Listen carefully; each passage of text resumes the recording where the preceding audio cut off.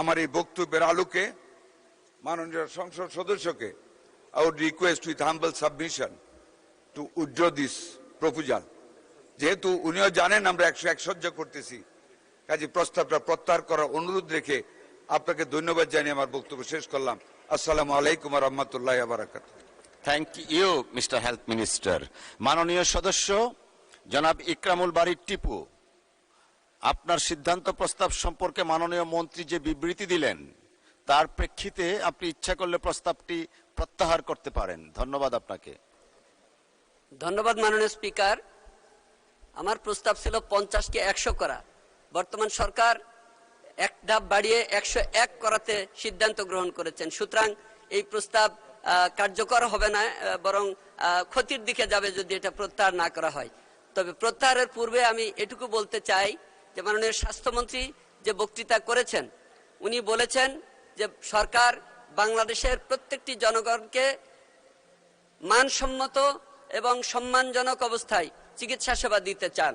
আমি একটু আগে যে ছবিগুলো সংসদকে দেখিয়েছি, এই যদি মানসম্মত এবং সম্মানজনক অবস্থায় কোনো নাগরিক এখানে যায় চিকিৎসা নেবার জন্য, তাহলে আমার মনে হয় তার মানসম্মান থাকে না। সুতরাং এ ব্যাপারে কিন্তু উনি কোনো বক্তব্য দেননি। এই সাবসেন্টারগুলোকে কোনো অবকাঠামোগত উন্নয়ন করবেন কিনা এ ব্যাপারে উনি দয়া করে একটু ক্লিয়ার করবেন, একটা কথা। আর একটা উনি বক্তব্য রেখেছেন যে 101 শয্যা বিশিষ্ট যে হাসপাতালগুলো করা হবে সেখানে 10 শয্যার কিডনি ডায়ালাইসিস সেন্টার স্থাপন করবেন। আমি এই সংসদে বসেই মোবাইল ফোনে যোগাযোগ করলাম আমার উপজেলা স্বাস্থ্য কমপ্লেক্সে। আজকে সেইখানে ভর্তি রোগীর সংখ্যা 76 জন, যার মধ্যে পুরুষ 30 জন, মহিলা 30 জন এবং শিশু রয়েছেন 16 জন। আমি এই মহান জাতীয় সংসদে যেদিন প্রথম বক্তব্য রেখেছি সেদিন এই মান্দা উপজেলায় একটা শিশু হাসপাতালের দাবি করেছি।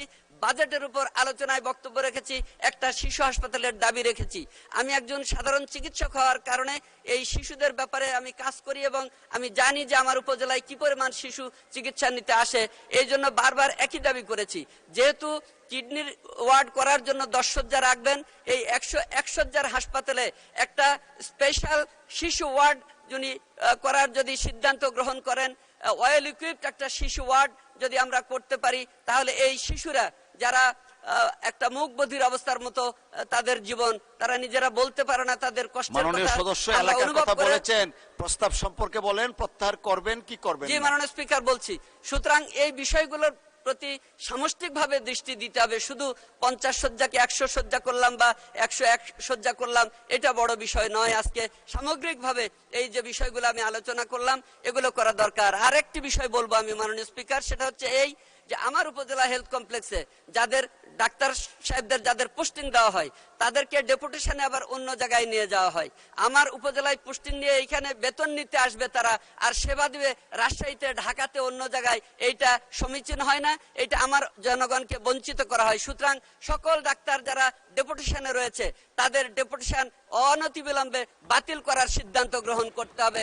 যার যার এলাকায় চাকরি করবে, বেতন নেবে, সেইখানে তারা সেবা দিবে। অন্যত্র যাওয়ার ইচ্ছা থাকলে তারা বদলি হয়ে চলে যেতে পারে ইচ্ছা করলে। যাই হোক, আজকে মহান সংসদে এই সিদ্ধান্ত আলোচনা হয়েছে।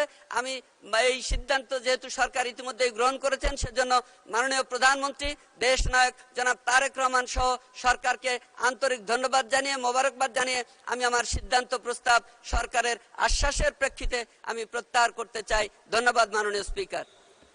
মাননীয় স্বাস্থ্যমন্ত্রী, এই যে দুইটা বিষয় কিন্তু খুব পার্টিনেন্ট। একটা বললেন ডেপুটেশন, আর একটা ইউনিয়ন ভিত্তিক যে উপস্বাস্থ্য কেন্দ্র। প্লিজ এই দুইটা বিষয় যদি অ্যাড্রেস করতেন তাহলে উনি সন্তুষ্ট হবেন। আমি এই জন্য দাঁড়িয়েছি, ধন্যবাদ আপনাকে। উনি যে ছবিগুলি দেখিয়েছেন এটার ব্যাপারে কিন্তু আমার বক্তব্যে আছে যে আমরা সমস্ত কমিউনিটি ক্লিনিক, সমস্ত health centre, family planning centre, 10 bedded hospital, অনেক জায়গায় 20 বেডেড হসপিটাল ইউনিয়নগুলিতে আছে। প্রত্যেকটার জন্য আমাদের স্বাস্থ্য প্রকৌশলীকে নির্দেশ দেওয়া হয়েছে, আমরা এগুলি ভিজিটের মাধ্যমে প্রত্যেকটা পিপিপি করে প্রত্যেকটা উন্নত অবস্থায় ফিরিয়ে নিয়ে যাওয়া হবে। আরেকটা যেটা উনি বলেছেন ডেপুটেশনের ব্যাপারে, এর মধ্যে মাননীয় স্পিকার, আমরা সকল ডেপুটেশন একবারে সবকিছু করা যায় না। 17 বছরের জঞ্জাল, over the night we can't complete all the things.